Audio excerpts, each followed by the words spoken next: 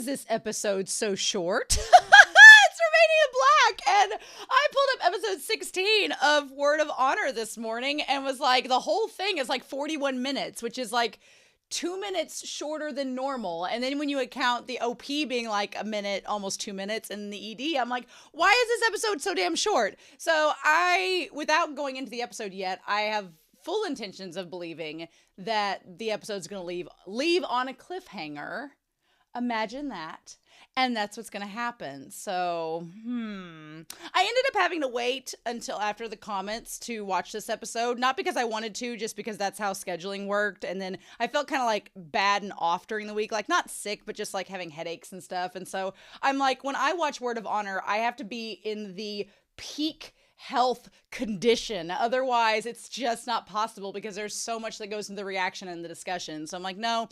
So I just held off on watching the episode this week. I feel fine now, but I told the moderators I'm going on a trip here in a couple of weekends, like 2 weekends, and then I'll have like a week and then I'm going on another trip. So I may need to watch an episode ahead at some point so that everything's lined up fine. So it will probably be episode 17 at this point. Episode 17 I'm probably going to watch before the comments come in, but we'll see. We'll see where that goes.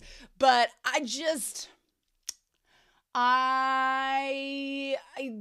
short episode. I don't know what to do with that. We'll find out, I guess. As far as the comments go, nothing is manageable. Great handle. Said that they were catching up, and in episode 11, they said, I have nothing to add except that Milkshake, the song, is by Kelly's, not Sierra. Yes, that is very correct. It was like a one-hit wonder. Isn't it Kelly's one-hit wonder? Kelly's fan are going to like slaughter me for that one, but that's the only song I know by her. So good. Thank you for noting that. For episode 15, I don't have any comments for episode 14, but for episode 15, Visa Cake says, I love the Scorpion King's blue robes. We've seen him before in more menacing black robes, but I get the sense he wears his blue robes when he wants to be more presentable to polite society and company, making him look softer. Yeah, what deception. He's literally the king of the assassins. So, which, you know what?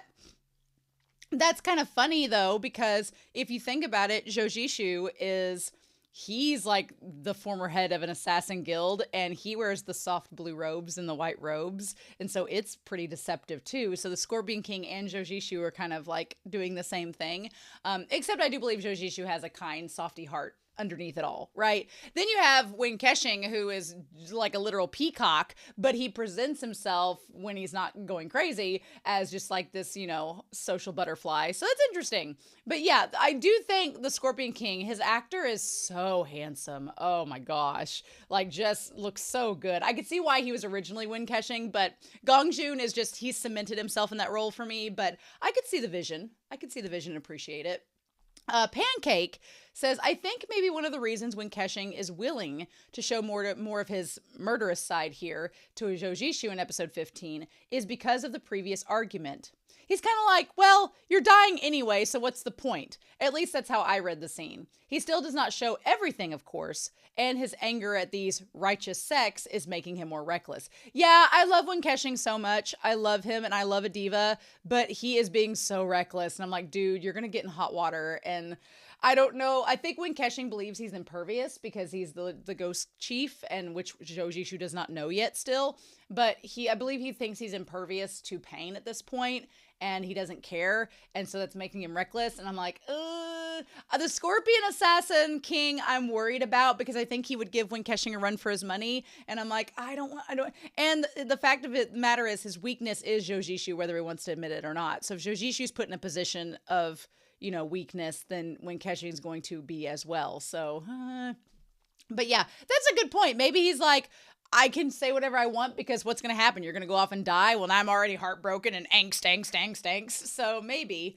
And then Pancake says, while there is hypocrisy in Zhou judgment of Wen Kexing's actions, I think it comes more from a point of frustration of not understanding what Wen Kexing's motivation is and the fear of the consequences which Zhou Zishu has plenty of experience in. And that goes back to the fact that Zhou Zishu does not know that Wen Kexing is the ghost chief. I think Zhou Zishu is like, but you're not a person with a shady association with anybody. You're just a guy who's reckless and has it out for Gao Chong. And I'm like, ooh, you don't know he's the leader of the Ghost Valley. And so here's the thing though. With that, because I did give Zhou Zishu a hard time in episode 15, because I'm like, you're kind of calling the kettle black when you don't really know what his motivation is. But I get the point of frustration. That makes a lot of sense. I think that once Zhou Zishu figures out that Wen Kexing is the ghost chief, that's actually going to work in their favor as a couple, because then Zhou Zishu is going to be like, oh, we're actually a lot more alike than I thought. And so I think it's going to help him in the long run when he finds out about Wen Kexing being the ghost chief and about his past. But we've got to get there first. And that's so frustrating. And then Be Happy was talking about in the Discord for episode 15. The 6 cultivation methods and the Yin Yang book are mentioned here for the first time. I wondered that last week. I was like, have we been told about this? Has this been brought up in the past? Because I thought that they talked about at the very, very, very beginning that the glazed armor was the key to getting to the armory, and the armory had within it not only weapons, but secret cultivation methods. And that's what I was getting that from, but they did not mention specifically what those cultivation methods were. So we've never heard about them before episode 15. We've just heard rumors that Rongzhang collected Trezor secrets or sex secrets in the armory. That's all. That makes sense. Okay. I'm glad that was cleared up, because I was like, did I miss something? I don't know if I need to go back and rewatch the first couple episodes. So good. This is the first time we've mentioned them. That was kind of like a trump card pulled out last week where Feng Xiaofeng was like, but what about those methods that have no owners? What are you going to do with them? And Wen Kexing's like, me, I deserve those. And it's like, So Be Happy has noted that there is changed dialogue for episode 16. And so when we get done with this episode, when we do the discussion, we'll have to go back and check that out. But I am super excited to dive into this episode and see what we get. I hate that it's not long, but I have a feeling that just means it's going to leave on a really ridiculous cliffhanger. So with that being said, we're not going to waste any more time. We're starting at 1:48 because we're skipping the OP, obviously. But with that being said, we're going to start episode 16 of Word of Honor. And we're going to do that here in 3, 2, 1. And let's, I didn't put any headphones in or do any of that. I'm not prepared this morning. We're going to restart that up. So sorry about that. Ugh. Okay. And we are going to start I got too excited. Episode 16 of Word of Honor. And we're going to do that here in 3, 2, 1. And let's go. Got ahead of myself. Oh, look at that look at that robe flapping. Oh.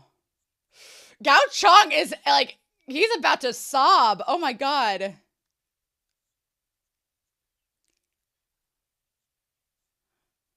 Wow. He is like giving him with the hand motions, the hand language. Oh, giving an Oscar-worthy performance. Man, Zhao is going through it too. Shin is like just over here after snorting a line of cocaine, ready to go. Oh my gosh! Look at this!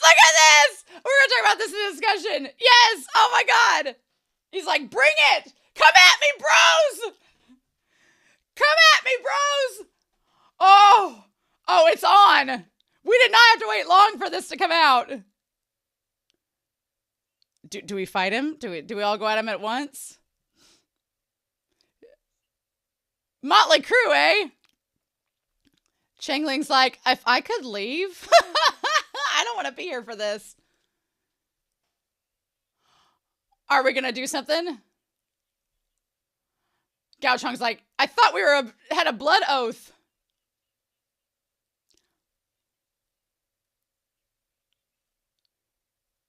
Oh my god.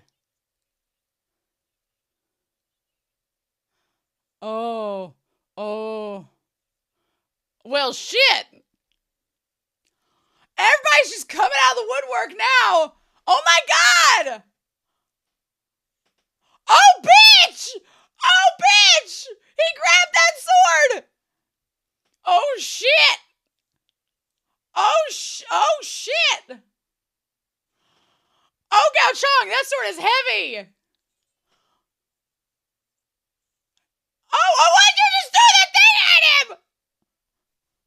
Hell, oh, hell. Thank God Xiaolian's not here. Highly suspicious. Yeah, let's move out. Leave. Get out of there. Oh my god. The fact when he threw the pillar, that got me. Yeah, he's like, peace out, Girl Scouts.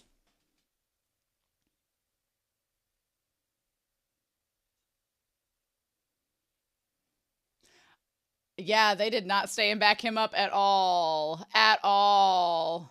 Gao Chong's braver than y'all. Or Xiaolian's braver than y'all. This ornate set you spent weeks setting up. Oh, so Shinshin has his back. What we doing? Zhao, what we doing?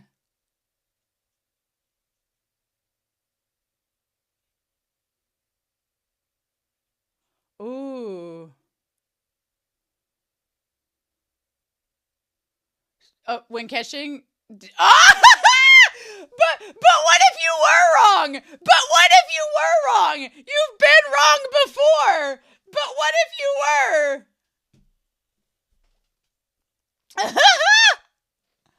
Zhao, what we doing? Zhao, what we doing? Why aren't you going to the side, Zhao? Oh, Chengling. Oh, hey.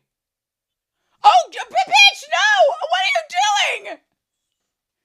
Zhao's like, I'm actually his surrogate father, so get out. Oh! Man, that snapped Zhao out real quick. Chengling was gonna fight by his side. Damn! This man is fighting off a whole army. Damn. Oh my god. This is just chaos. Just chaos. Just, oh, not the wine! Not the booze! Huang has like anything but the booze. Oh, what was this? What were we doing? Ooh, oh, that bendy, oh, that bendy sword. Get wrecked, heterosexual. Ah, hell. Not these guys again. Not him again. Oh! What? No, Honghe. I am your father. Oh, bitch! Oh, bitch! Oh, bitch! You look so cool! That's right. That's right. Chengling's like, that's my dad. My foster dad. Oh, okay. All right. Huang has like, shit. He has special effects on his side. That's... Oh, bitch! Yes! Oh, only one person could throw Anne with such grace. Get in there. Oh! Boomerang, bitch. Oh, hey. Oh, yeah, what, you gonna turn that down? Okay. Ooh, oh, shit. Oh, Shinshin.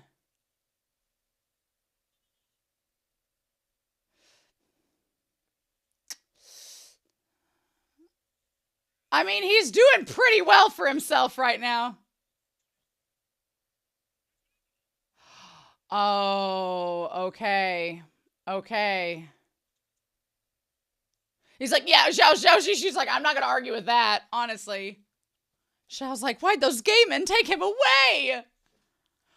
Oh, Oh! Oh!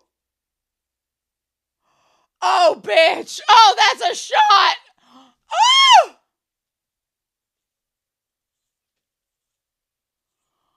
Oh, that was such a good moment. Oh, the hairography! Gao Chong and the hairography! Bitch, your wig wishes! Oh!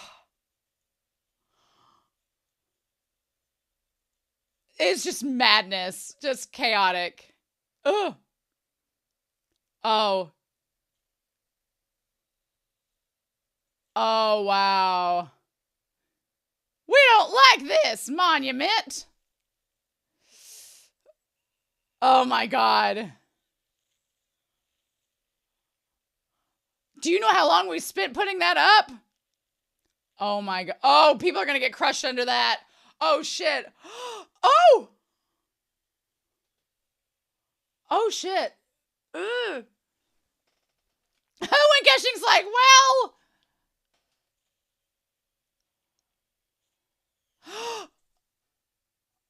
Oh, this guy! This rando! Oh no, it was him! Oh. Oh, bitch. Oh, bitch. Oh! Oh my god! What? What? What? Holy shit! Zhao, what you doing, coward? Yeah, that ain't happening. You're like 10 minutes too late for that. Why haven't we killed him yet? Zhao, what we doing? Some of you may have just died.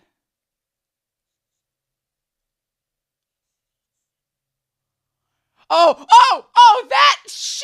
that squint. I am with you, Gao Chong. I am with you. Oh, bitch.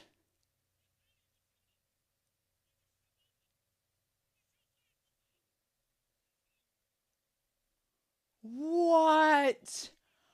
What? Gao Chong, I'm kind of with you, man.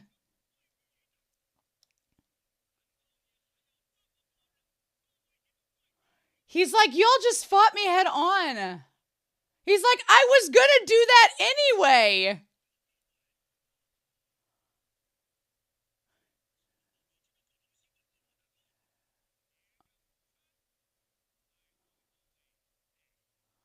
Oh my god, this is crazy. Gao Chong's like, y'all be bitchins.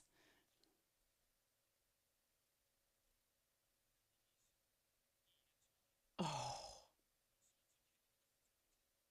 Shin's like, what? Gao Chong's like, hell no. What?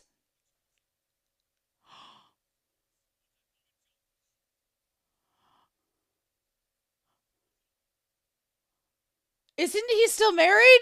Is his wife like, I don't know if I'm okay with this financial decision you're making?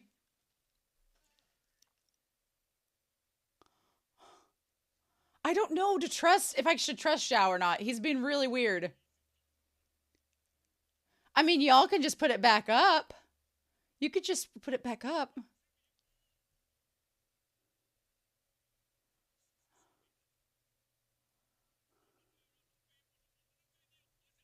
Oh my god. Shin's like, what is happening?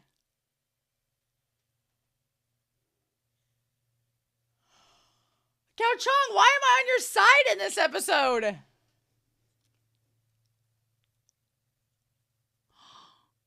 Oh my god. He's like, I was gonna do it anyway, but y'all were bitches.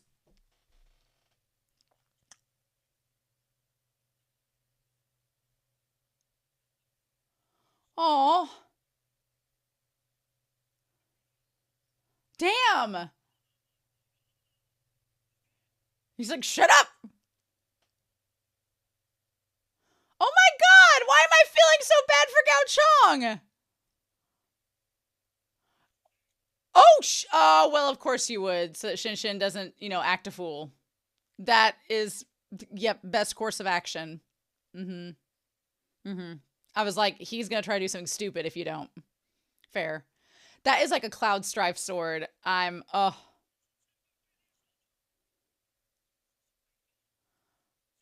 He's like, after we had a game plan all set and ready to go? Are you serious? He's like, he even put it in a color coordinated, like handed over. Zhao, oh, what we doing? I don't trust Zhao at this point. The rain's beautiful. I love it. Wen Kexing's like, I guess. Yeah, so those are 3 pieces. The one from Chengling and the other 2.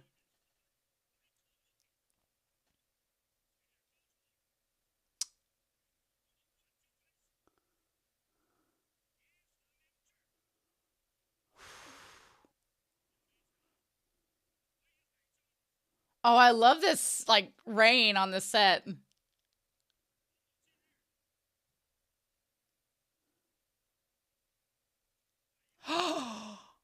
Oh, bitch! What? Oh, bitch! Oh, what a move! What a move! Oh, what a move! Oh, bitch! Well, that just changed everything! That just changed everything!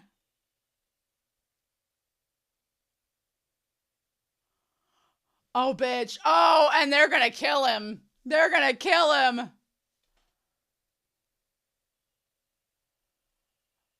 Oh.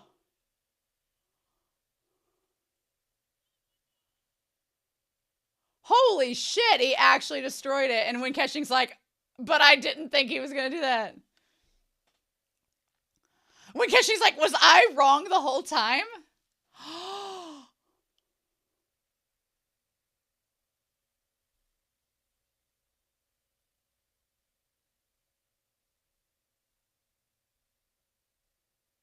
Holy shit! Why'd you give yourself blunt force trauma, my dude? There were better ways! There were better ways!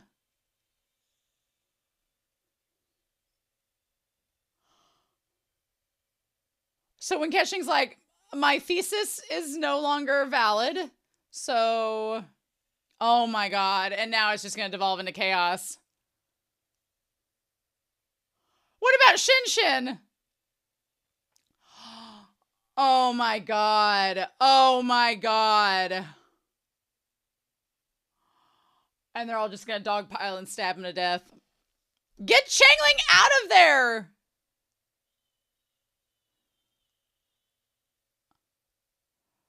Oh.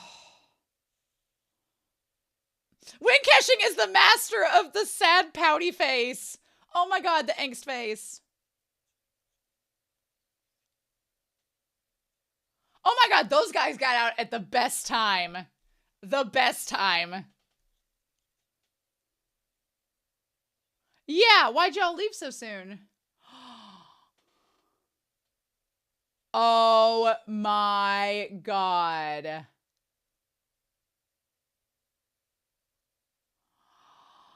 Bitch, Gao Chong. What? What? Oh my god! That all makes sense. This is a montage of Wen Kexing realizing he was wrong about something, potentially. Ah! Interesting that they're just in this cave. Oh, you know how dumb I do in a cave scene, though. Shows you, she's like, is he still out there mourning his not being right? Poor Chengling. Have some limbus bread. Oh. Mourning the fact that he was wrong. I'll go get him. Of course you are. Of course you are. Go talk, sir, in this scenic, angsty, brooding backdrop. Oh, man. Oh, man. Oh, man. You would. You'd have a song. You'd have a montage. Look at them. Oh, my God. I love seeing Zhou with his hair down like that. Oh.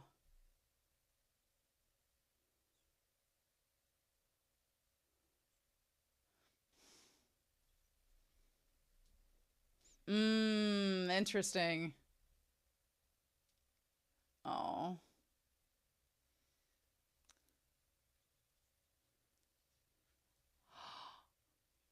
Oh. Oh.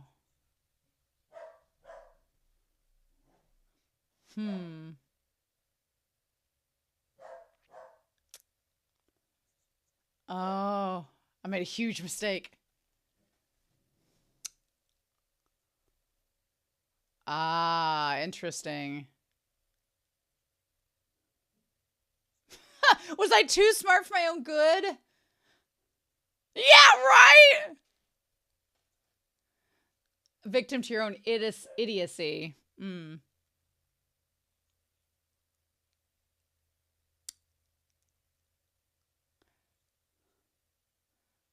Huh. Right. Possibly. I'm still a little bit concerned too.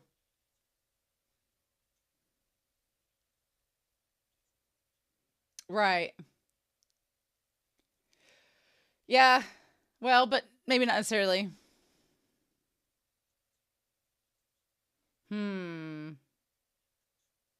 Yeah. Yes, exactly. Yeah. Oh. Oh.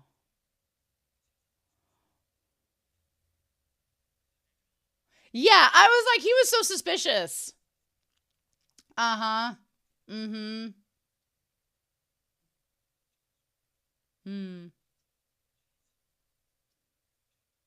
Hmm. Almost as bad as you. Oh! Oh! Oh.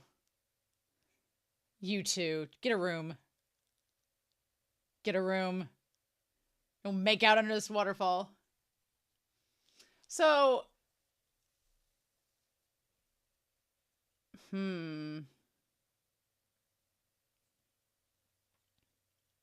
Well... Interesting.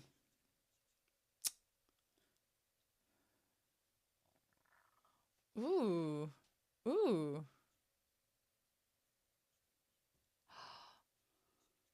Patiently peel back the layers. I mean, you did that with Zhou in his face, so... Uh-huh. Oh, he's like, are you getting crazy again, Wen Kexing?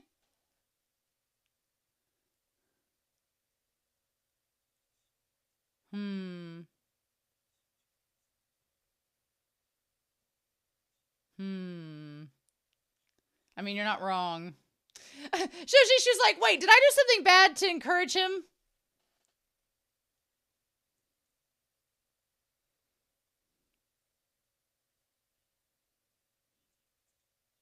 Ah.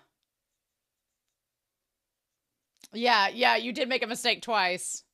Oh.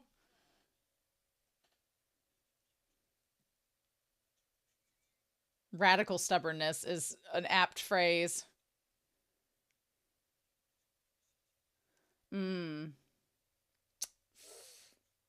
Oof. When's he gonna tell me he's the ghost chief? Oh, that's such a good point.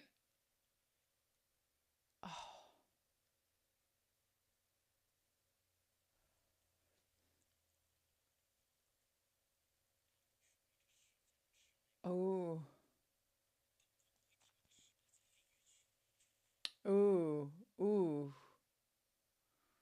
Interesting.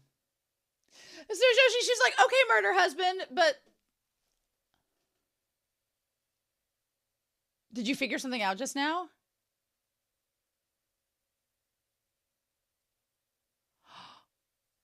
You gonna fondle them pheasants all day, sir?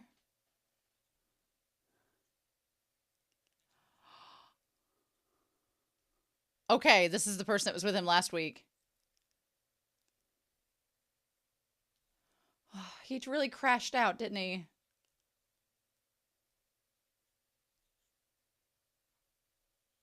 Oh, bitch! Oh, bitch! I thought it was Jin!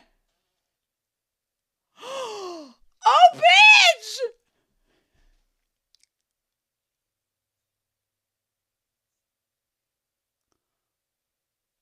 Oh, my God.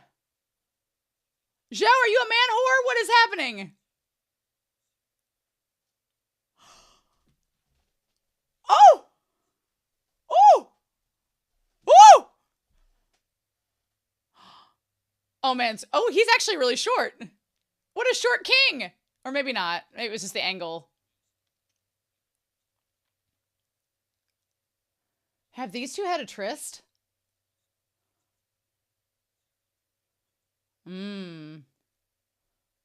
Are these two like in cahoots? Like more than just planning? Now, let's not get crazy. Yeah. Right, you know. Oh ho ho ho. Ooh, I feel like their beliefs are somewhat at odds, but okay. Ooh. Ooh, ooh, ooh.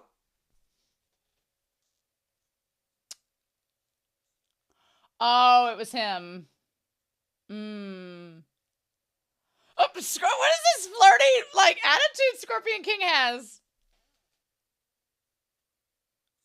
Get a room.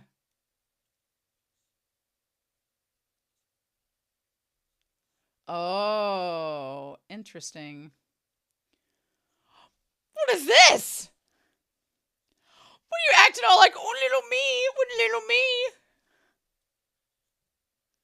Like, what are you getting mad at me for? I'm just a little assassin king. Oh my God.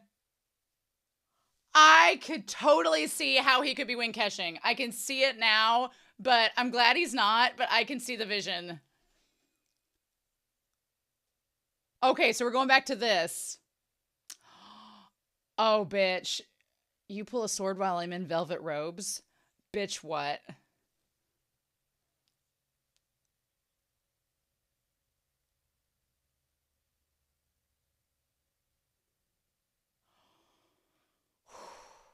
Oh, bitch.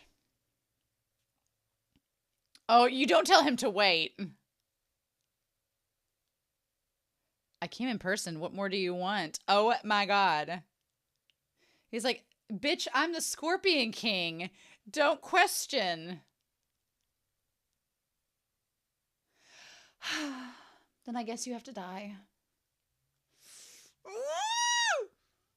Bitch, run! Why are you standing there telling him that? He's the Scorpion King.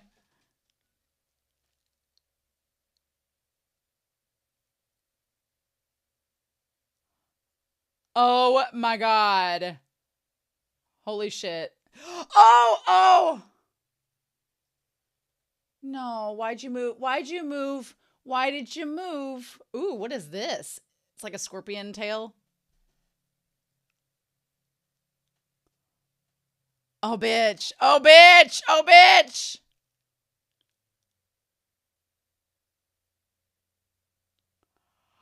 Oh, my God. Okay.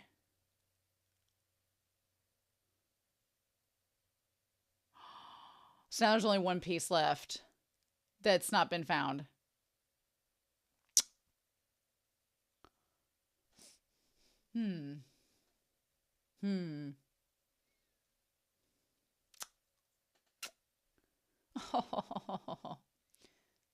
They're like 2 seconds from making out, like right on screen with us. Like, they're just 2 seconds away! Woo! Woo! He's like, oh.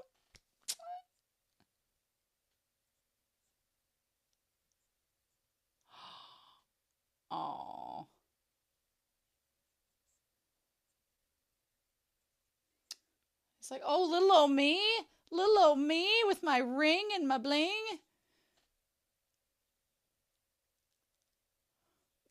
Order me however you want, Daddy. Oh my God. What? He's acting so nonchalant and innocent. I'm like, you're far from that. You're such a actor. What? Why do we keep him around?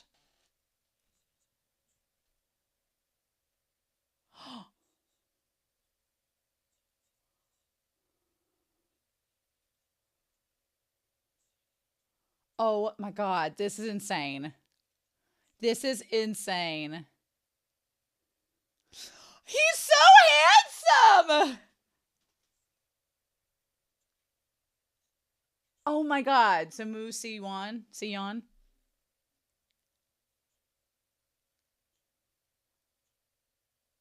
He is playing him like a damn fiddle. Like a damn fiddle. Like a damn fiddle.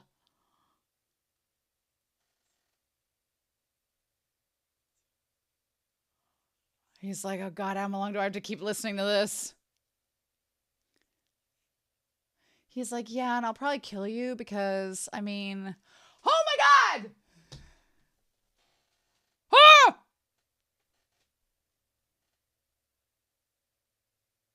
Want some? Aww! Zhou is a cat. He gets mad and scratches you and runs away, but then he comes back and wants to like rub across your leg. What? Can we not make out in peace?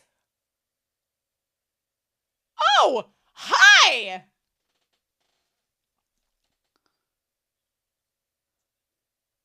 Can we not make out in peace without you around, sir? Oh, you would. Who be this? Oh, hi. Who's in the bag? This is my adopted son. Oh my God! What a bitch! My child! Your child? What, you guys got a relationship here? Well, I married into it. Ah!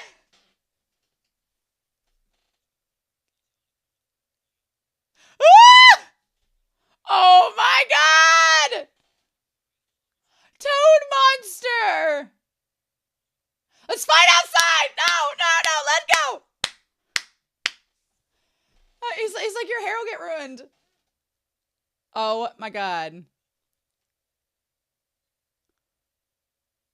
Oh! Oh, shit! I thought it was Xiaolian, honestly. Yeah, I did too!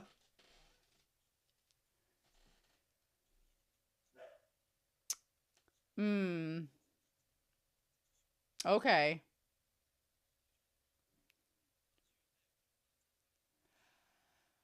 A disciple-in-law. Oh my God. So it's the dragon pool cabinet. Yeah. He's like, this is extremely inconvenient.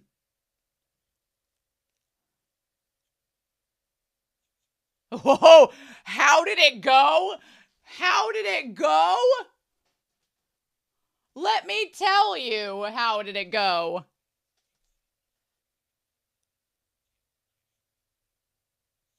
I can't believe Shin's still alive. Oh, but not true.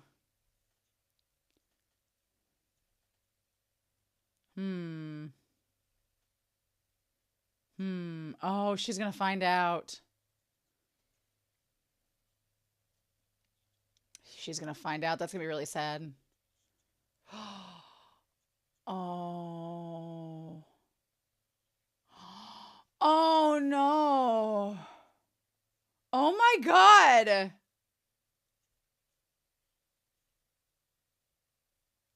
Oh my God. That girl had to find that out that way? Oh, Shin. Oh, Shin in your morning robes. You walk in that rain. That's right. Bitch, he's leaving you. He's in his morning robes. He's like, you're not in your morning robes. Respect, Shin Shin. Oh, with the little hairs flying out. Yes, actually. Mm-hmm. Oh.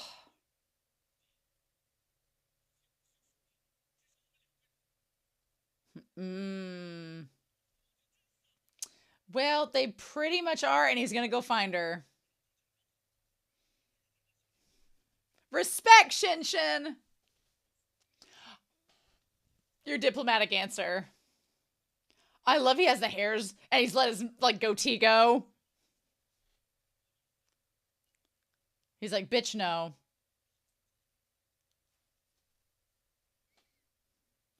Look at him. Oh, my God.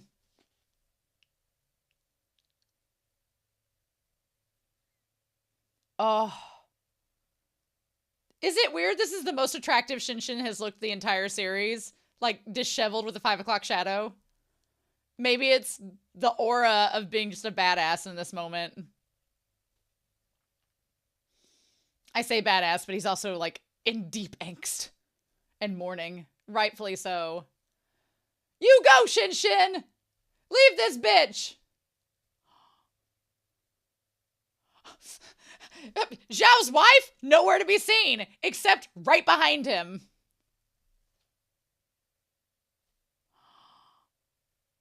I love that rainbow ring. I want it.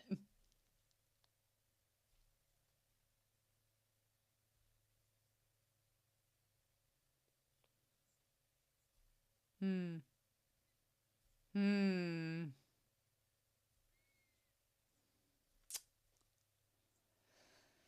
Hmm. Ooh. Ooh. Ooh.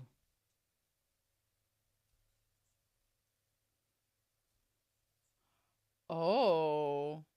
He's like, you don't scare me, but whatever.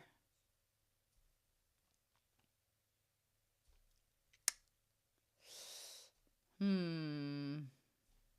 Oh, the eyeliner is on point. Can we talk about the eye makeup with the Scorpion King? On effing point. Everything about him this episode's on point. I am obsessed with his looks.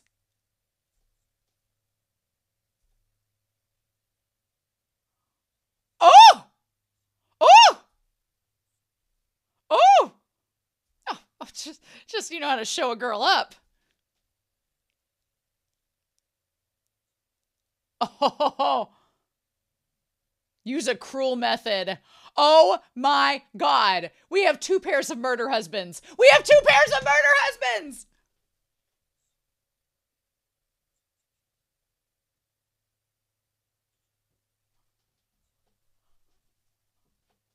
Oh!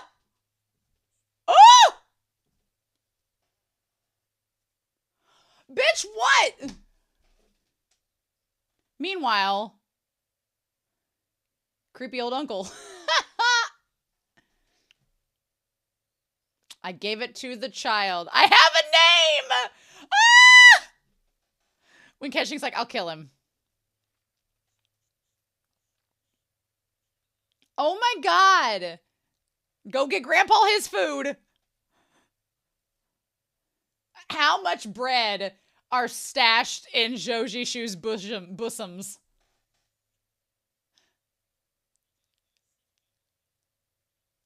Uh.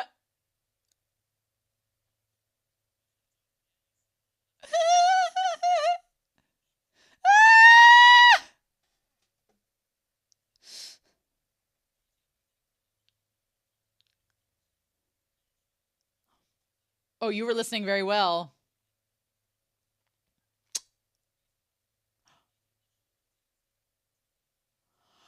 Oh my God! Oh, they're gonna kill each other. So she's like, "Hey, no, no, no, no, no, no, no, no, no, no, no, no."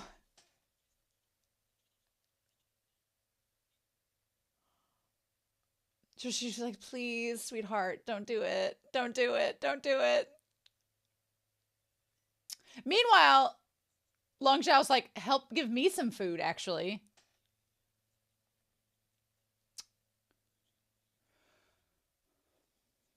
Ah! He's like, get.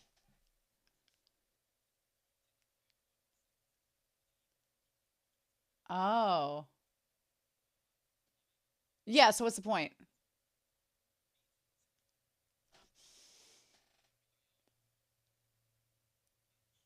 Oh.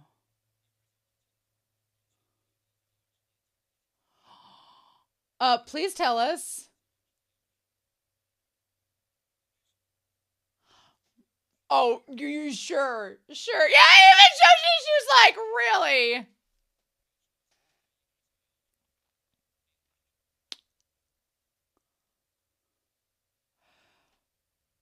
What a can of worms! What a can of worms!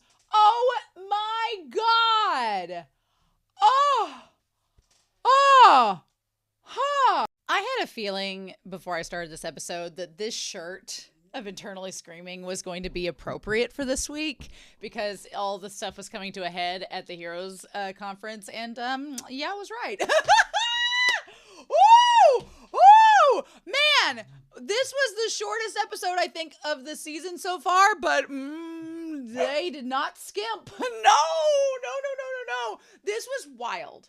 This was absolutely insane. This was chaos. This was intrigue. This was like the setup is getting deeper and it's getting juicier. And oh, oh, oh. Okay. My thoughts about Yay by Yi, because everybody in the Discord's like, oh my god, Yay by Yi.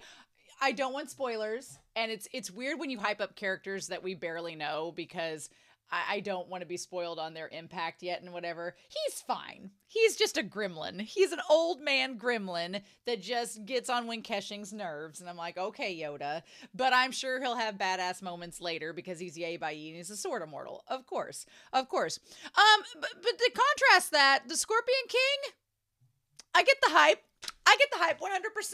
Oh my god. Oh my god, the Scorpion King. The Scorpion King won me over so hard this episode that it kind of, I feel like I'm cheating on Wen Kexing and Zhou Zishu, because I'm like, you boys are great, but this damn intrigue between Zhao Jing and the Scorpion King, I'm like, oh, I really thought it was Prince Jin, and I'm glad nobody spoiled me, because I thought it was Prince Jin that the Scorpion King was working with, because I was like, oh, well, that'll lead to the Window of Heaven and the assassins, and there being this, like, because there's been connections between the Window of Heaven trying to get the Scorpion assassins on board in the past, and Zhou Jishu knows that, so it wasn't going to surprise me if it was Prince Jin trying to kind of honor and work that through a second time. No, this is juicier. This is juicier. What is the deal with Zhao Jing being a big old man whore up in here, having relations with the tragic comma ghost, but then he married a woman for money,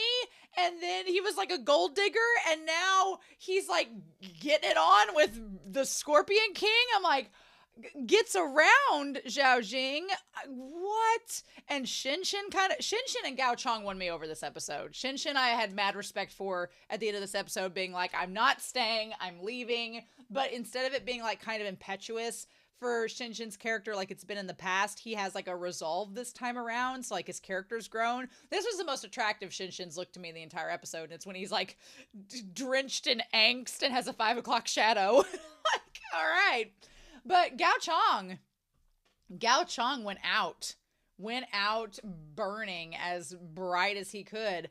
I imagine, and when we get to that scene, I'll probably reiterate it, but I imagine in the novel, again, I'm going to read the novel after this series, so we'll see. But I imagine in the novel, the wording is he bashed his head on the side of the temple spire, which is gruesome and disgusting. But here, because of censorship and because of, the special effects budget, we can't show Gao Chong bashing his head open, so we're just gonna have him bash his head against the side of the stone pillar, and the blood, the acting fake blood trickles down, but then everybody stabs. But the intent and the implication there is really gruesome, and I felt so bad for Xiaolian. She had to figure out her dad was brutally torn apart by his aggressors that way from Strawberry Shortcake Duo and Huang He. I was like, oh my God, from the Watermelon Sugar Gang. Anyway, I know we have some dubbed lines, but I think that's like 27 minutes in. Am I right? Yeah, it's like almost 28 minutes in. We'll get into that. But man, all the effort to build up this set and get this Heroes Conference underway, and for nothing. Man. I really had in my mind that the Heroes Conference would last longer and have a lot more rigmarole. I guess I'm used to that because in MXTX's works, like Modao Zushi has a lot of... Modao Zushi, without spoiling anything, has a lot of different sects meeting up, and there's a lot more professional rigmarole, and even Scumville and Self-Saving System has conferences where the sects meet up, and there's a lot of, rigmarole go down, a lot of conversations. Here it just devolved into chaos. Just devolved on the spot, and it did not get better. It was just like... And that was all that she wrote. So here's the thing. And I feel like Wen Kexing was kind of brought up a good point at the time where he's like, why did the Gentle Wind sect just peace out? Because they're supposed to be like one of Gao Chong's most loyal groups. But anyway, the thing about it is that so Gao Chong, I think Gao Chong saw the writing on the wall that he was going to die. I feel like he was going to go down swinging. I feel like he had decided, he's like, I'm not going down without a fight, bitch. But I think he knew the odds were against him. And from the last episode, it was very clear that people just wanted the glazed armor. The funny thing is, he kind of did exactly what Wen Kexing did, but in reverse. Wen Kexing made all of the copies and put them all out there. And Gao Chong was like, that's actually a pretty good idea. And so he made a copy set. So right now, as far as the 5 pieces of glazed armor goes, let's keep count. We have one piece that is with Zhao Jing. Is it Jing with a J? I think it is. Zhao Jing and the Scorpion King. We're gonna put a little heart by him because he's in his angelic era. We're gonna talk about that. So we have 1 pieces with them. We have 3 pieces that are currently with the Gentle Wind leader. And then we have 1 piece that we think is with... Okay, so the 1 piece... Where are our pieces at? Okay, we had... Chengling had the 1 piece, but that is now with the Gentle Wind sect. And then the one that was taken... Okay, the replica, the one that was taken from the second bro, Finalizing, is with the Changing Ghost. Okay, so it's possibly with the Changing Ghost, maybe, which is with the Assassins. Okay, well, so Cao Wei-Ning's sect has 3 pieces, and effectively, technically, the Assassins have 2. One is just possibly with a ghost, and one is with Zhao Jing. So there's still a little tumultuous nature there, but okay. And then we have the Long Zhao, who apparently Ye Bai Yi brought there is the key to opening the armory. Now, you paraded him in front of everybody, so are people going to pick up on that and go start looking for him, or what's the deal? I thought he was being controlled by the Assassins because of the smile, but maybe he's just, like, was being a bitch. I love when he hissed at them. He was like, shh, like get away from me. Which I don't blame him. They should offer him some bread. Apparently Zhou bosoms are amply stocked with McGriddles because he keeps pulling out all the bread. It looked like a... McDonald's in the U.S. has this thing, it's called a McGriddle. I don't eat fast food a lot anymore because it's not healthy for you. But when I was a kid, I ate these all the time. They were very unhealthy. But it was like a pancake bun with a sausage in the middle. And they were called McGriddles. And they had maple syrup in the pancake bun. It was very indulgent. But they were wrapped up in this like beige wrapping paper that looks exactly like the wrapping paper that Zhou uses for the bread. So it just looked like he'd stuffed himself with McGriddles. It was just ridiculous. Gao Chong's actor, what a way to go out. He in this, I'm going to probably take screenshots as I go throughout this episode because him in this, he just, The moment the hair came down, oh, his hairography, whipping it back and forth. That wig, if it was a wig, I think it's a wig. I'm assuming it is, unless he just did the white stripe through his hair or naturally had it. The hairography, y'all. The hairography was everything. Cosplayers be damned. That hair looked amazing, and it looked so good when it was down. It was oddly enough Gao Chong's finest hour, just also his worst in terms of the plot. One thing that I'm kind of intrigued about is that Feng Xiaofeng, who knew him? Barely knew him. He was there just for this minor subplot, and then he gets killed. That sword trick where Gao Chong flings a sword into his side, I was like, oh my God, that was insane. Like, so he's gone. He's dead. He's inconsequential. We don't care about him anymore. So that whole soulmate side plot is completed. Quest done. So yeah. So Zhao Jing, y'all. What a bitch. This thought. I have always felt kind of slimy about him because he gave off coward vibes of just, I'm kind of slimy. He's like Littlefinger from Game of Thrones. He's trying to play behind the scenes. And I'm like, oh, bitch, you have been playing everybody. And I'm not surprised. The moment we learned he married a woman for her wealth, I was like, you're a gold digger. You seem kind of slimy. And now it's all coming out of the wash. But he was so suspicious up until we got the reveal of him being with the Scorpion King. I was like, oh, that was such a good reveal. There were so many good reveals and moments in this. I felt bad for Shinshin because Shinshin is just a straightforward bro. That is Shinshin. He's just a straightforward bro. He is not conniving as far as we've seen. He is just, this is what you get, and I am brute force, but he's also very loyal. And so it really hurts him when Gao Chong dies. Chengling just got nominated. Chengling just watched his father-in-law die, which is like, I'm losing dads left and right. Protect Zhao Zishu, please, sir. And then he's worried about Xiaolian, which honestly, now that to see him so concerned for Xiaolian, I'm like, oh, Chengling. Here's the thing. I do feel like he likes her. And now that the one guy is dead, it's like, well, there's nothing in your way from getting with her. But I do feel like Chengling does like her a bit. I do feel like he has some pressure from Gao Chong to like marry her and continue the sex, and now that Gao Chong is dead, that pressure is going to remain there. But it's fine. It's okay. I think Chengling does actually like her. And then it just breaks out like this massive fight. And okay, so when Gao Chong opens up his arms and is like, "Come at me, bro," and just the hand, and he just looks like a bird challenging all of them. I laughed because when I was in school, this guy that competed on the speech team with me, he had to give a speech one morning and he was not prepared and he had to do it last minute. And he just decided to open up his speech. He's like, this is what I'm going to do. I'm going to stand up and go, boom. And like, he had a phrase that he said, and I don't remember what the phrase was, but he just like opened his arms like a condor and was just like, and my friend and I were like, you just didn't really plan for this. You're just doing the spectacle to make up for it. And he's like, maybe. And that's what this moment reminded me of, because it's the same thing. Gao Chong's just like, what now? Come at me, bro. Just so funny. But yeah, I was like, the thing was, he had a plan to give the glazed armor back to all of them. He's like, I'm going to get Chengling married to my daughter. I'm going to renounce everything. I'm going to run off into the hills and be a monk. Just let me go do my thing. And they didn't believe him.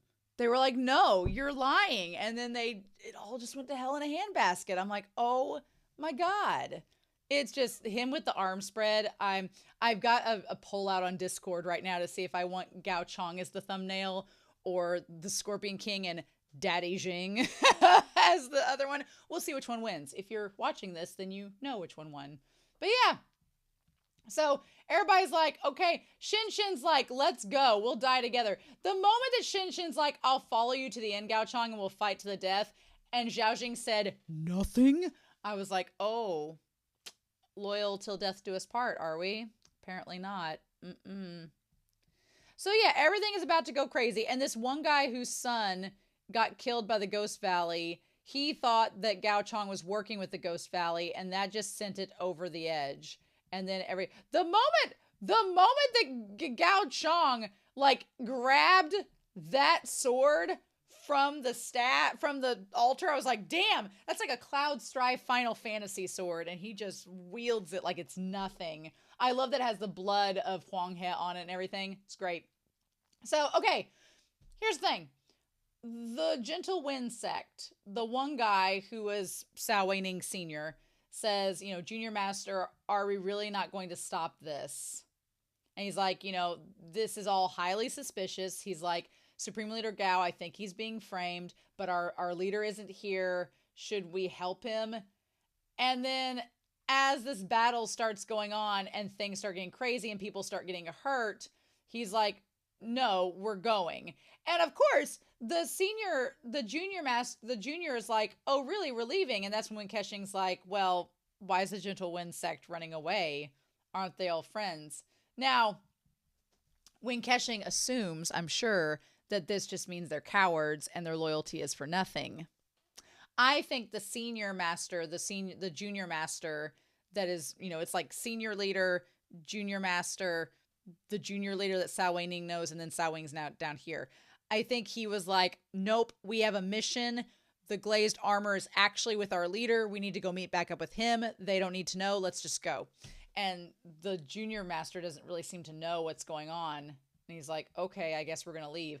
Also, great that Xiaolian was not there, because our golden retriever would probably have a sense of obligation to help out Chengling, and then that would just lead to a bunch of craziness. But yeah, so apparently they have the glazed armor. I thought that when Gao Chong destroyed that armor, that was it. I thought that was the game changer. It was like, oh shit, this glazed armor business is done. We're only 16 episodes in. What are we going to do now for the rest of the series since we've destroyed our MO? Like, I was like, oh, where's this going? But I don't mind the Gentle Wind sect having the glazed armor, because that logically makes more sense with the story. But for a hot second, I was like, are we about to go into a totally 180 different direction with this series? Huh? And I was fooled. I thought he was really destroying the armor. I was like, Wen Kexing, I was like, but what? I feel like Wen Kexing will get a little bit of compensation for his grief when he finds out that the Gentle Wind sect has the actual armor. I think he'll be like, oh, I wasn't totally wrong. And we'll see where that goes. But damn, just all this work to build this whole setup, and we're going to destroy it all. Now, man, when Chengling looks over to Zhao Jing and Zhao Jing is just coldly surveying the scene, I was like, he looks despondent, like he's not paying attention, but it's like, oh no, bitch, you're watching this all go down and you're okay with it. I was like, just, oh man, what a scene. What acting. I love all of this. And Wen Kexing has a Job moment from Arrested Development, where he's like, why is Gao Chong not fighting back? Am I wrong? Wen Kexing is like, there's a drag queen called Scarlet Envy who is notorious for saying the phrase, am I the drama? I'm not the drama. Am I the drama? And that's Wen Kexing's vibe in this episode, being like, was I wrong? Was I not correct? And I'm like, well, you found out you were wrong about the soulmates, so luckily for you, Zhou doesn't judge you whether you're wrong or not. He doesn't judge you, so lucky you. But yeah, watching Wen Kexing go through the 5 stages of grief with being wrong was actually really amazing. I was living for it. I'm gonna have to go back and take more screenshots because I'm gonna get distracted. So yeah, now here's the thing that would justify some with Wen Kexing, because he's like, well, Gao Chong definitely has evil tricks. And he does. He did send the armor with someone else. So that is, he did plan ahead with that, or it was taken from him and he didn't realize it. There is that possibility. But I think the funny thing, we're talking about pot calling the kettle black, that Wen Kexing has some evil tricks up his sleeve. But Zhou makes the point of, you can do evil things, but you have a kind heart at the end of the day. And Wen Kexing's like, do I? He tells himself that, but that 'tis the question of the hour, right? So then everybody attacks. Everybody goes at it. Chengling is looking down at this sword, being like, do I join in the fight or not? And he gets real close to doing so. And if you notice, Zhao Jing was not stopping him. But then Zhou Zishu comes up and he's like, hey kid, your dad's here. I love it. Zhou Zishu has some great concerned looks throughout this episode.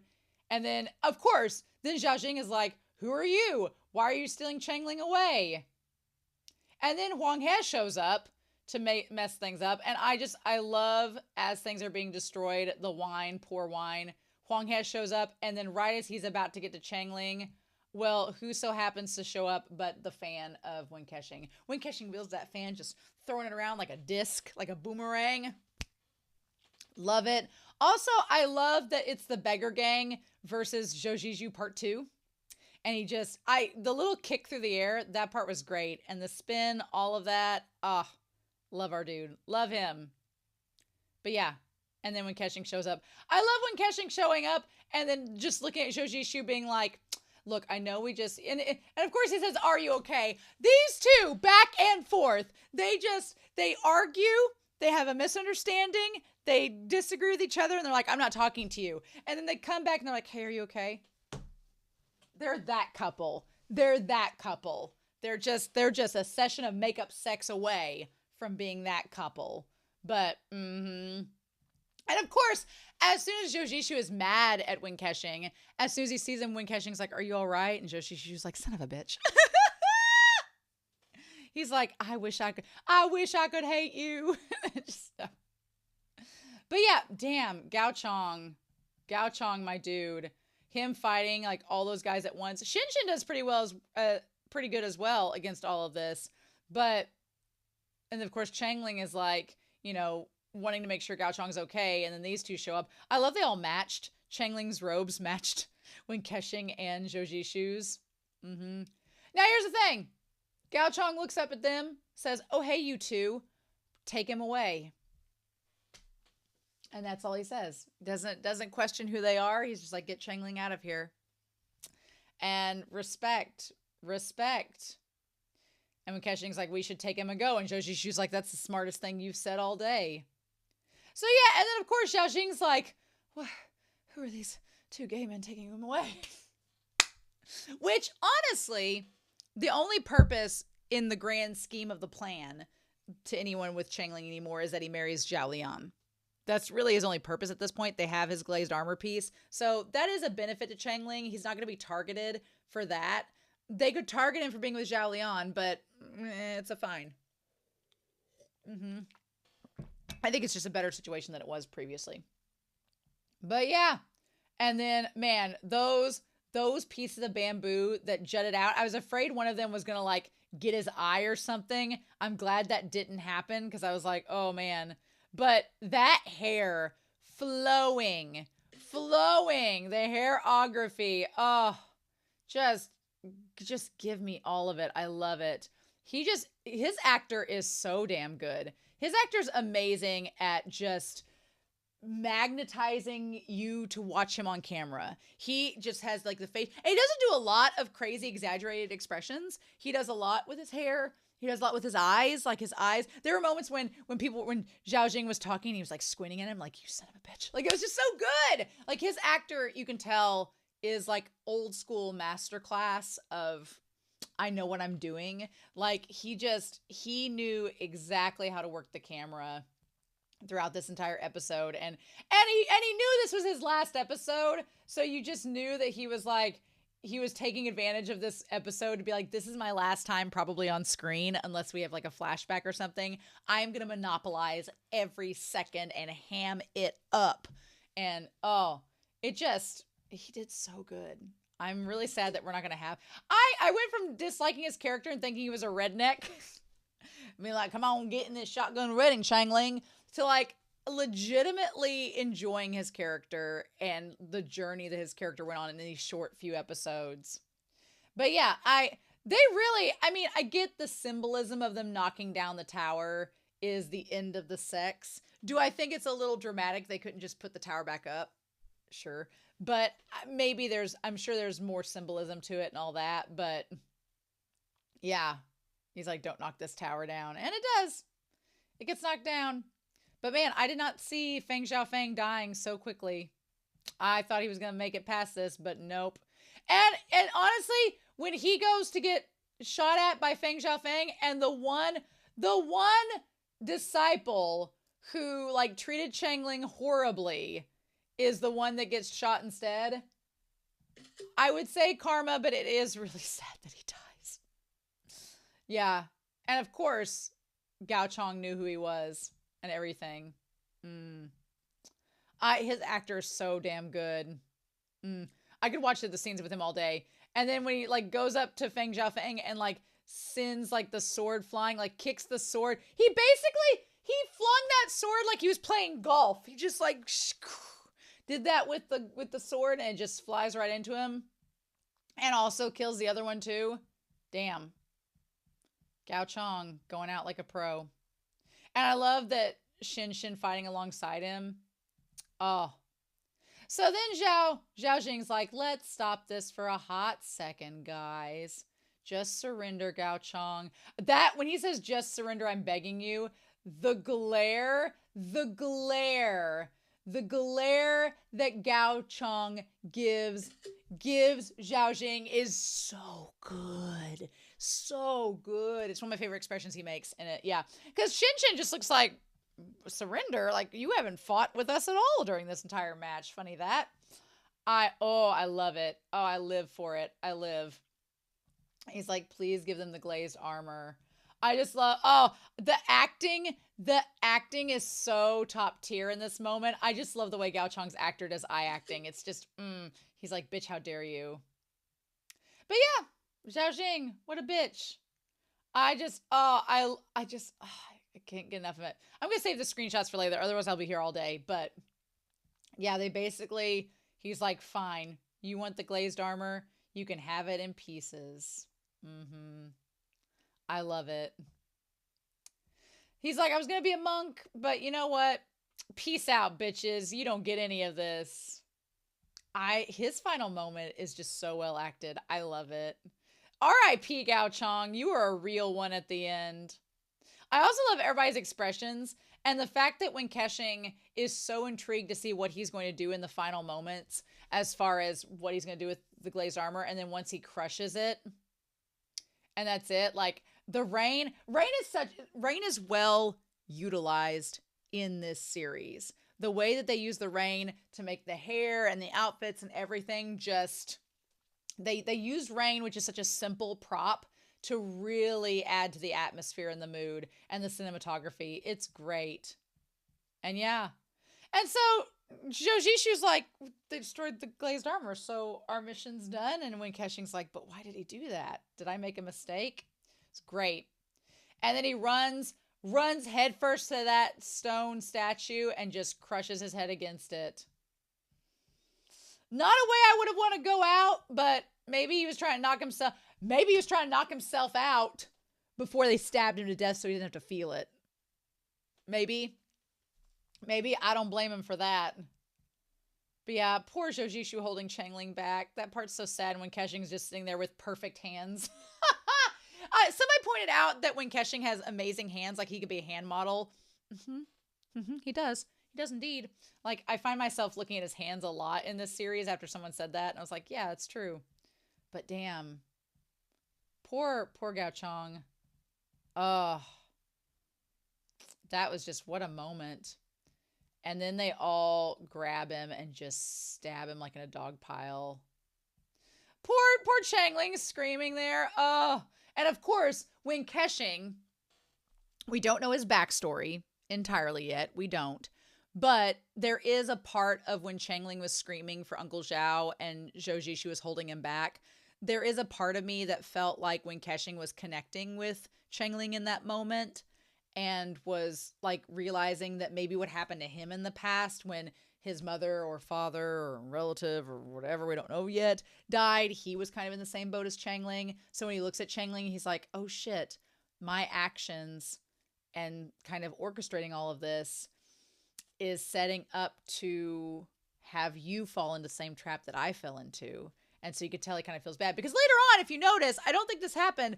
I don't think that Wen Kexing called Chengling little idiot anymore. Because I think he connects with him more. And in fact, he defended Chengling whenever Ye Baiyi was like, oh, he seems dumb.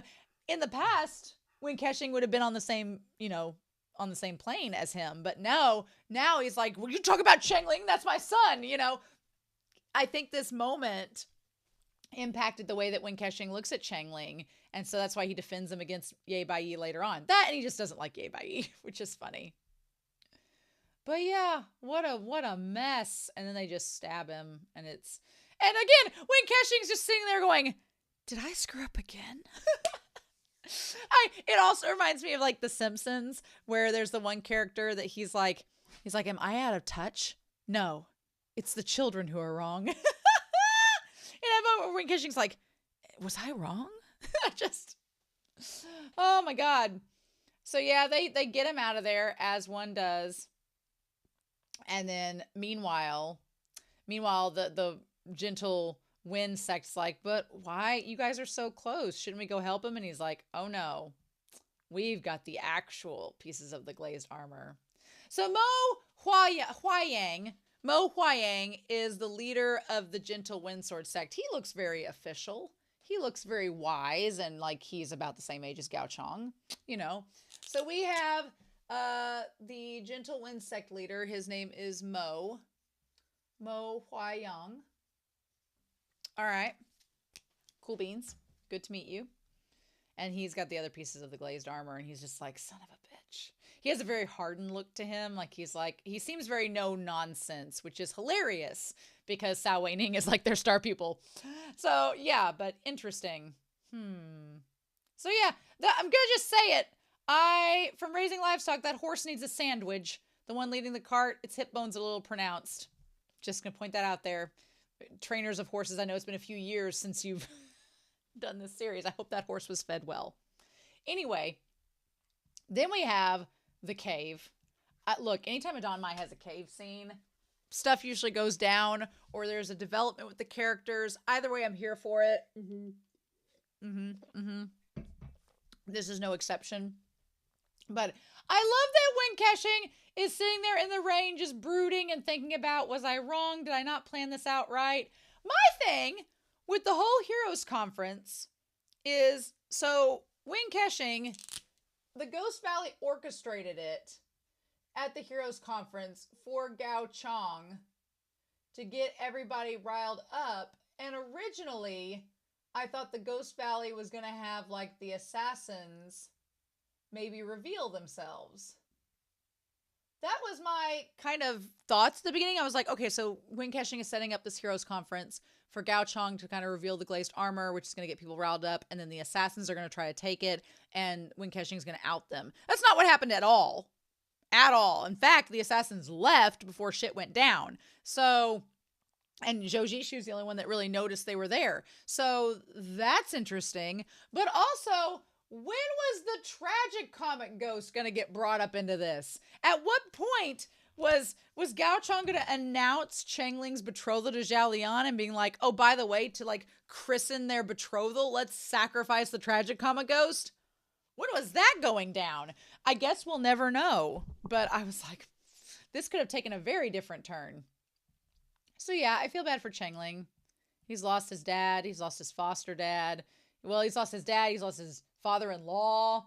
And now, I don't know if Chengling realizes that his adopted father mentor is, on death's doornail as well. Literally.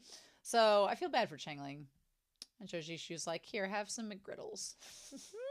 I love when Chengling is always like the one trying to keep Zhou and Wen Kexing on good terms because he's like, where's Uncle Wen? And Zhou like, oh, he's brooding outside because he's been proven wrong.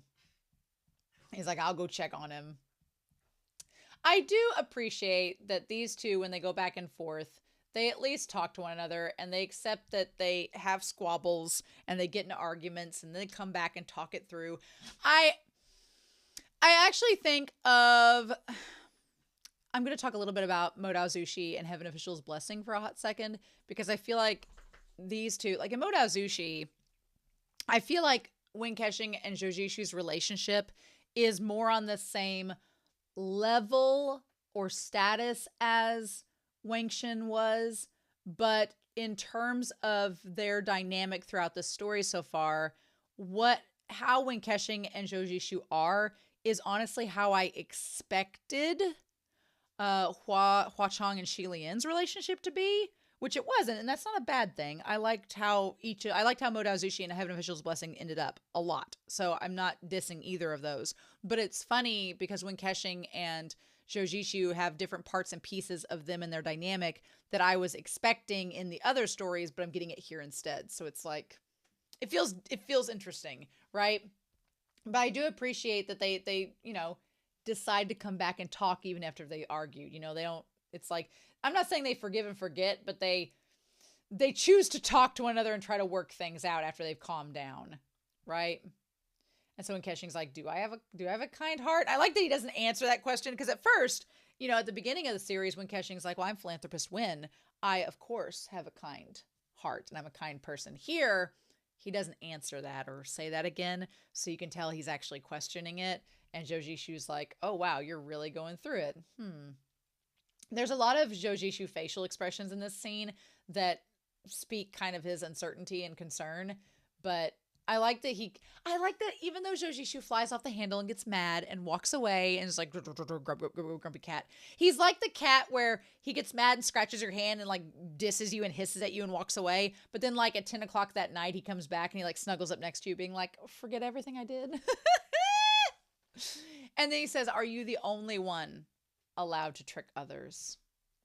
I like that he says there, he's like, if you react terribly after others trick you just once, then you're a good for nothing. He's like, don't stoop to that level. You're better than that.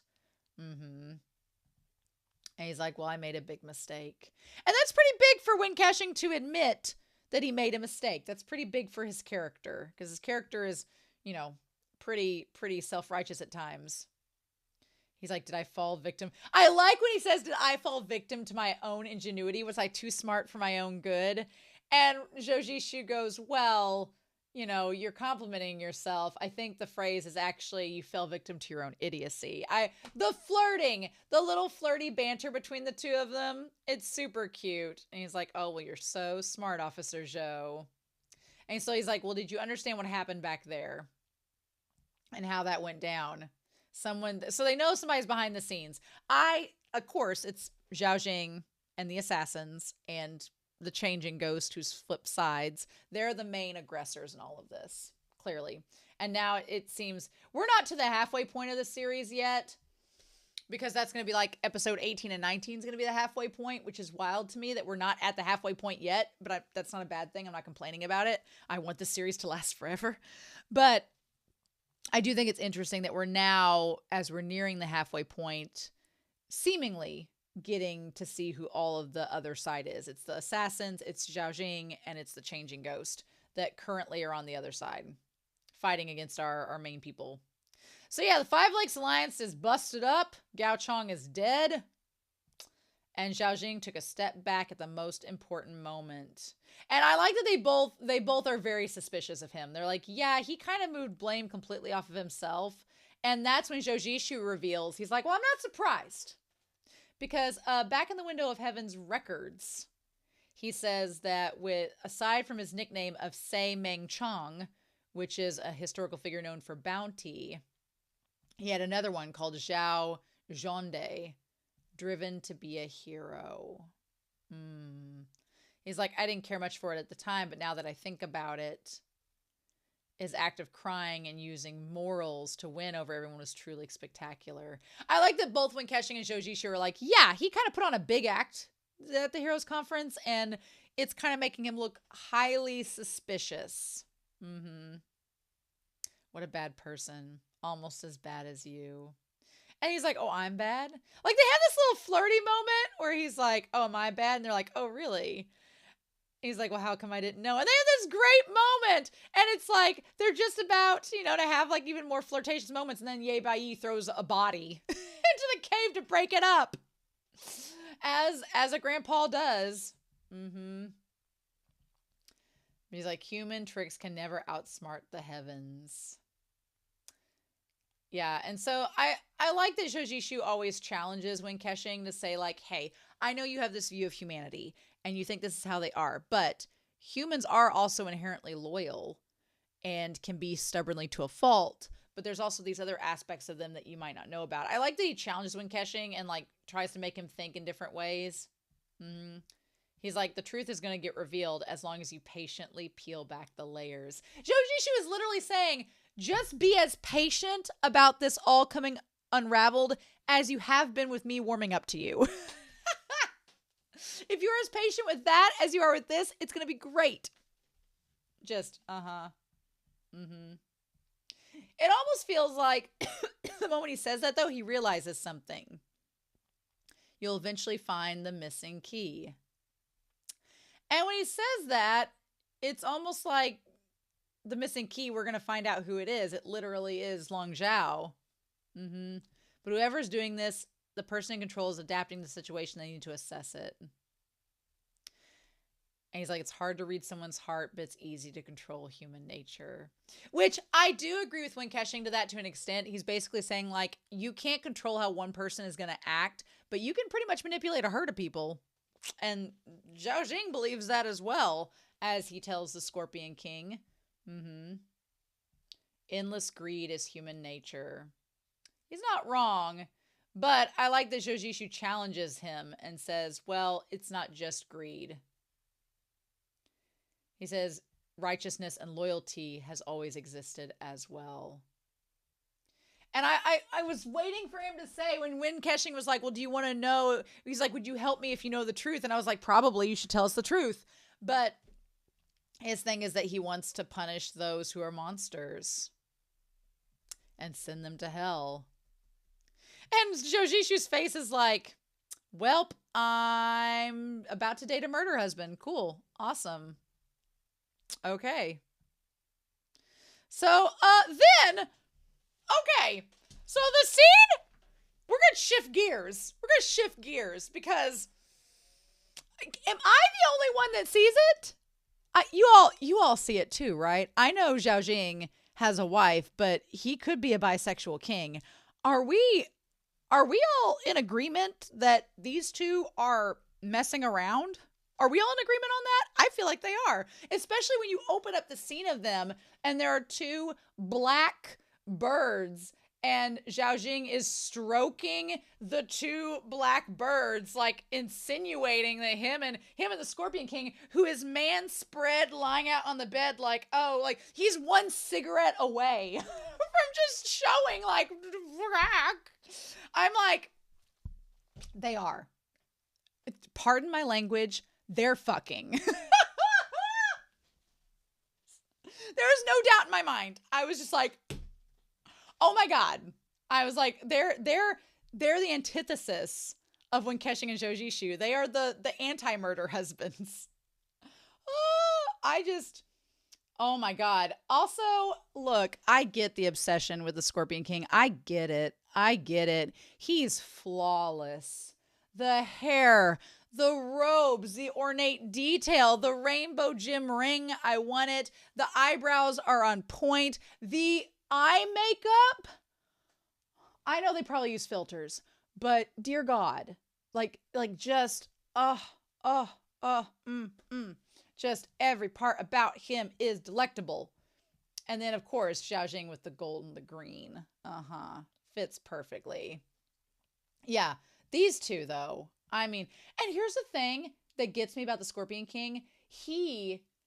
There's two sides of him, which, again, I see why he was originally hired to play Wen Kexing, because you have Wen Kexing, Philanthropist Wen, and then you have the Ghost Valley Chief. So they have two different personas, two different expression ranges. I'll say this. I think that, in my personal opinion right now, the Scorpion King, I think his range feels more broad than Gong Jun's. I'm not saying that against Gong Jun at all. I think Gong Jun has amazing range, but the way that the Scorpion King goes from dead-eyed, absolute hatred, absolutely cold, dead, mother trucking ruthless killer when he kills the song guy in the scene here in a second, and then when he's with Zhao Jing and he's like, oh, I just don't know how it's gonna work out. Like, just, oh my God. Just the way that he just seems so soft and innocent in that moment. And then he goes to like just stabbing somebody and being totally opposite. Oh, oh, oh. Just, I could sing the praises for him and his actor all day long. Because he has to be like that with Zhao Jing. He needs to lull Zhao Jing into a... Zhao Jing is manipulative. Zhao Jing's a bitch. He is a manipulative, cunning snake. But he also... Zhao Jing, I feel like, is flighty enough. And I feel like Zhao Jing is also not only flighty, but also... what's the word I want to use? He's also kind of paranoid enough that if the Scorpion King doesn't act like a little fancy little lady, then he's going to start getting concerned and he could be flighty and like fly off the handle for self-preservation. I feel like that's how his personality is. So the Scorpion King has to tread lightly because otherwise that snake's going to rear back and bite. And he's a scorpion. So he's like, I can seem unassuming and then slash you with my tail when you least expect it. But man, I see it. I to be fair, Gong Jun is perfect as Wen Kexing and I would not change a thing.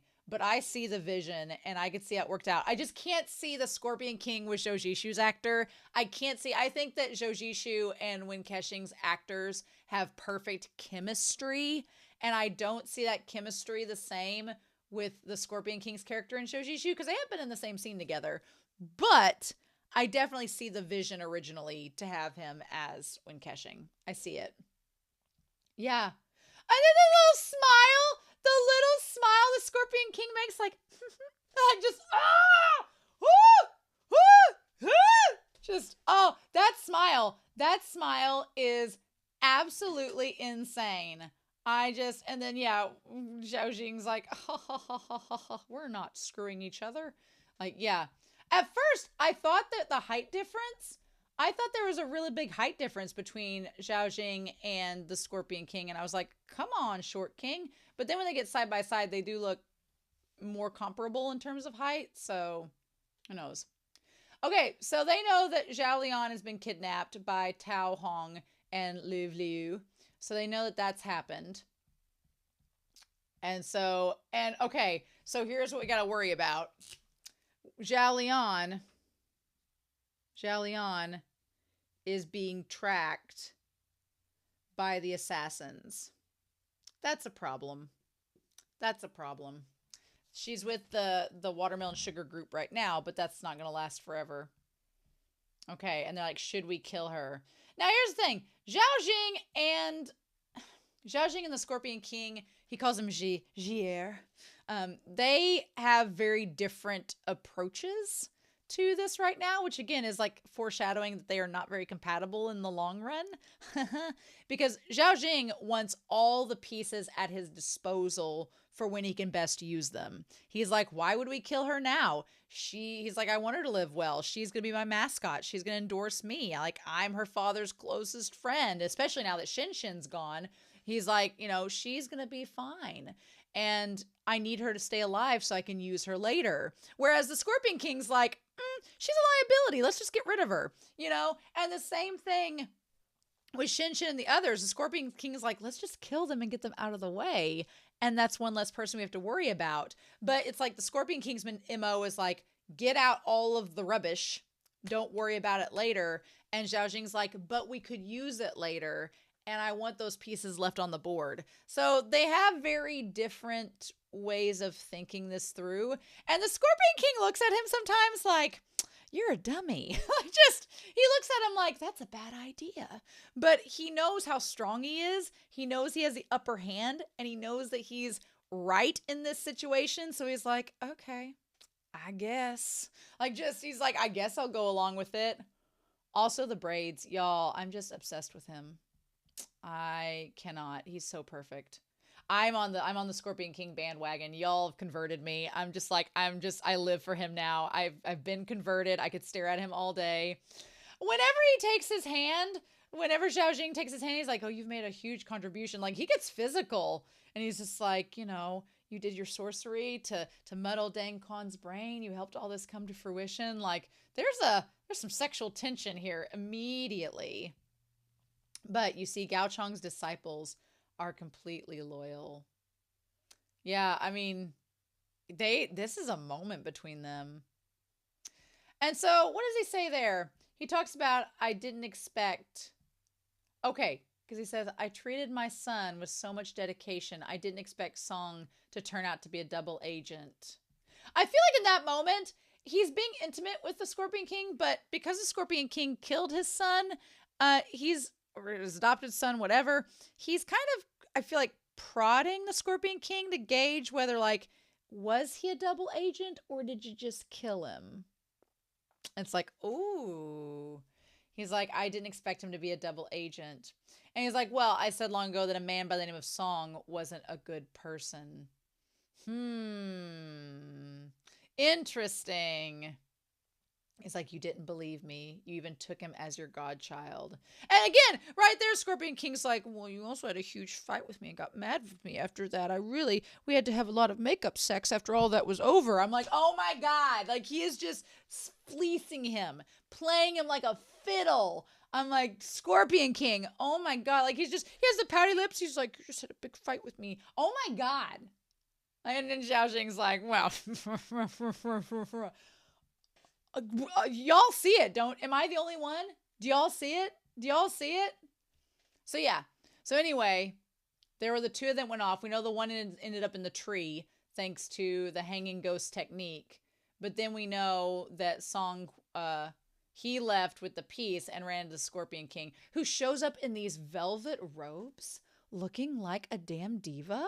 Yes, please.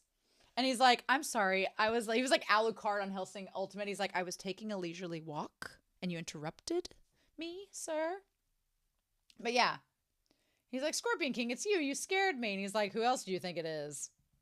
And the complete demeanor change, like totally 180% different. It's wild. And so yeah, my thing is, if you know how dangerous the Scorpion King is, why did you walk past him like you were just going to walk away and have your back turned to him? Why would you do that? That was dumb on your part. No. But he's like, it's a good thing I killed him because, he was going to run off with that piece. Yeah, so he convinced Zhao Jing that his godson was a traitor. And then he just stands there with that smile, like, just like, y'all, when I tell you, it's crazy. Okay, so back there, I want to go back to this one scene. So he says here in 27 minutes and 57 seconds, it says, what was aired was the Scorpion King saying, this king plotting and strategizing. How can I bear other people messing with my plan, making a huge ambition come true? My adopted father doesn't need anyone else. I'm more than enough to get rid of you. What was said on the side of your bed, how can you bear another person snoring away? Well. It says this comes from an ancient prose, meaning he cannot bear any other person getting into his territory in more than one way. This is a much more direct about monopolizing the adoptive son and father relationship. If there is someone by his father's side, he is enough. Yeah, I know in Japanese culture that sometimes men that want to be in a relationship with one another adopt one into the other's family. It for Western culture, that has such a weird connotation, but also I understand that for their culture, that's like the only way to do it. So fine. But I'm like, so is Chinese culture the same way with adopted sons? Because I'm like, you pretty much are all but saying that, yeah, the Scorpion King and Zhao Jing are together in this relationship. Crazy. So he's like, oh, I keep the glazed armor on me. Again, interesting comparison to Wen Kexing having the glazed armor on him so that Zishu could see it. You're the only person I trust in this world. That's a scary thing. I wouldn't say that out loud.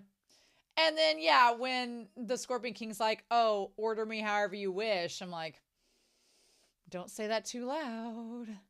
Yeah. So Mu Sion, I don't remember him. Mu Sion, I don't remember him. He's not the Gentle Wind sect, so what use is it to keep him around? And he's like, oh, Gier. I'm like, there's There's a lot of touchy-feeliness with the two of them to the point where I'm like, y'all ain't just bosom buddies. That's for damn sure. And then he does the Buzz Lightyear meme where he's like sheep all around, sheep everywhere. Like as he holds, his back there. And of course, the Scorpion King's really good at pulling off that innocent expression. He's like, oh, bitch, you don't realize that you're a wolf being led into this den as well. You're a sheep being led into the wolf's den as well. His face is so perfect. I'm going to just stare all day at it. Cannot. That smile, that shit-eating grin. He's so unassuming. Y'all, why? Why? I just can't get over it. I can't get over it, y'all. So anyway, we go back to the cave. And these two are just chilling out, having a drink. They're, minding their own business, getting to know one another. And then Yay Bai Yi comes with his little white umbrella. I love that he keeps on point with the white theme. Has the white paper umbrella. Look at him go. I just love how Wen Kexing hates him so much. It's so damn funny. And it's at this point, it's not even that Yay Bai Yi is a threat to taking Zishu away like he originally thought. He just doesn't like him. He's literally like Zishu's grandpa that Wen Kexing's like, I'm stuck with you in the family, aren't I? I can't get over it. It's great. So then, yeah, and then Chengling's like, who be this? He's like, well, this is your grandfather,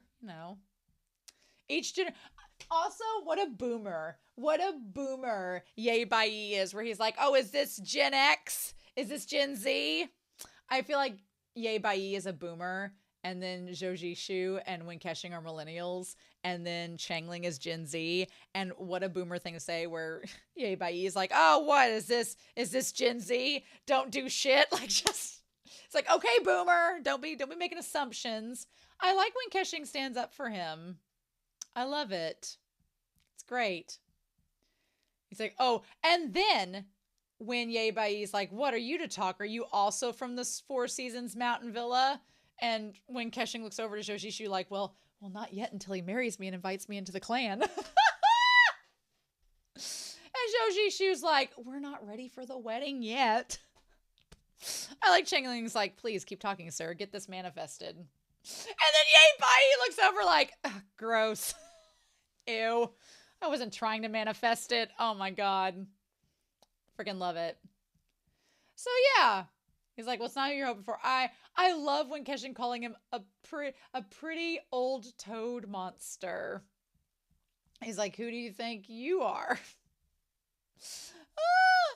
He's like daring to fight him. He's like, let's go outside. Let's do it. And then Wen Kexing's like, I love that Zishu's like, no, you ladies will get your hair wet. Let's not go there. But yeah. So they find out that it's not Xiaolian, it's young leader Long, and Long's like, well, if y'all could prop me up, I can't really do it myself, so please, you ableist mother truckers, let's go. I don't know where the Watermelon Sugar Group took Xiaolian. It's in this little abandoned hut. It looks really creepy. Maybe it's a shrine that's been abandoned, but man, I feel for her. Finding out her dad died this way and was literally torn apart, like, that's just awful. I hate that. Like, this poor girl. I feel for her. Like, that sucks. Nobody asked to hurt Xiaolian. Also, I feel it really speaks volumes that Shinshin is leaving in like black mourning robes, and he's sitting there looking at Zhao being like, "Oh hey, I couldn't help but notice you're not in mourning robes either. Our like sworn brother died. You're just gonna keep in your gold robes? Okay. Do you not own black? Okay. Maybe you could borrow some for your boyfriend. Okay." But I like Shinshin saying, I like the full circle moment where he says he's going after Xiaolian, because it feels like a bookending moment where he started out our first encounter with him, other than him showing. Our first encounters with Shinshin was, one, him showing up and finding out that his sworn brother died, and 2, him going after the 2 kids that were with Xiaolian.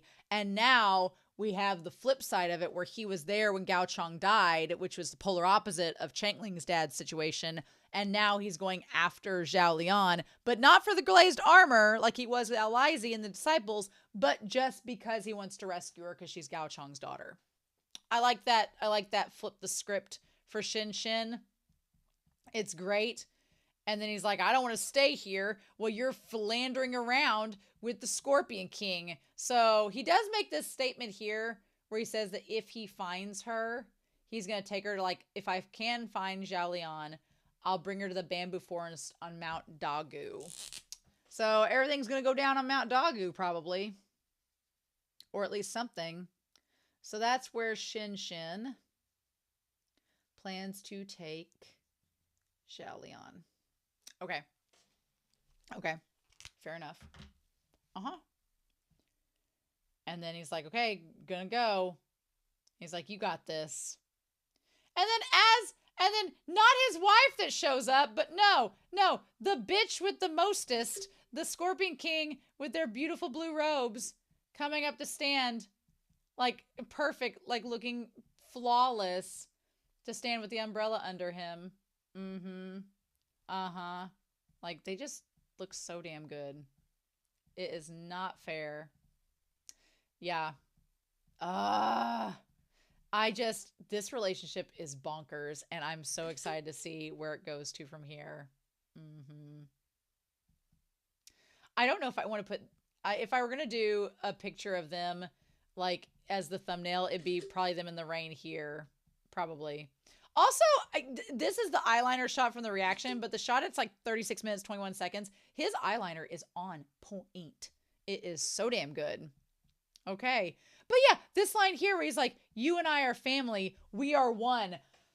I don't think you can get much more explicit than that. The censors are still on their Alaskan cruise. Where he says, you're not an outsider. I mean, he like touches his hair and everything. I mean, y'all. And then, because they're murder husbands, the like other sect of murder husbands, other than Zhou and Wen Kexing, he's like, oh, here's my list of people to murder. And he says, use a cruel method and don't leave anyone alive. And the Scorpion King's like, you got me a present? He's like, oh, you want me to go murder them viciously? Really? Oh my God. He just looks like a Christmas gift was given to them. There is a moment here where, I know that the Scorpion King is using Zhao Jing and will probably kill him because, of course, he will. But there's a moment here where he looks at Zhao Jing after he gives him the list of people to murder, and he's kind of like, you're as murderous and evil as I am. Oh my God. There's like a moment where he just seems to think the same thing, and it's kind of amazing. And he's like, Jair, I want you to understand that what enslaves the heart is not just greed.